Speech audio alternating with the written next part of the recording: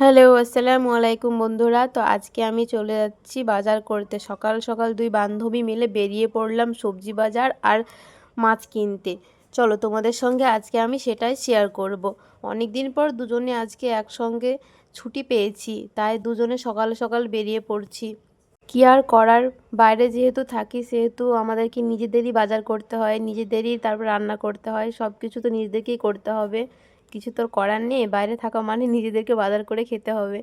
এই যে এখানে এত রোদ পড়ছিল, তো রোদ পড়ছে যে ওড়নাটা দিয়ে ভালোভাবে মুখটা পেঁচিয়ে নিয়েছি। আর আমার একটু মানে চোখের প্রবলেম আছে আর কি, তো চশমা ছাড়া তো আমি ছোটোবেলা থেকেই একটু আমি কম চলাফেরা করি, তো সেই জন্য আমার আজকে একটু সমস্যা হচ্ছে। আমি কানা নয়, দেখতে পাই, বাট একটু ব্লার দেখতে পাই তাই মনে হয়।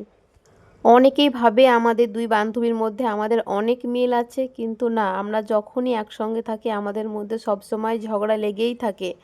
তো আজকেও তার ব্যতিক্রম নয়, আবারও শুরু হয়ে গেছে ঝগড়া।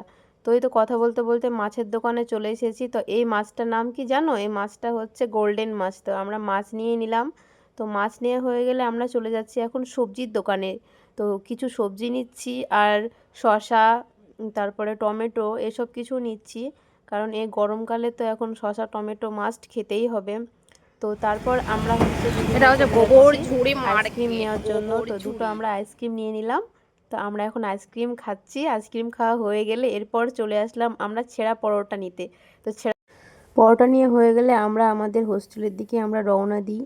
তো তারপরে তো হেঁটে আমরা প্রায় চলে এসেছি। সকালের ব্রেকফাস্ট আমাদের ছেঁড়া পরোটা, ঘুগনি এখানে, আর এটা হচ্ছে মুড়ি আছে, ছোলা ভাজা আছে, আর এই তো ঝুরি ঝুরি ভাজা এটা, আর শসা।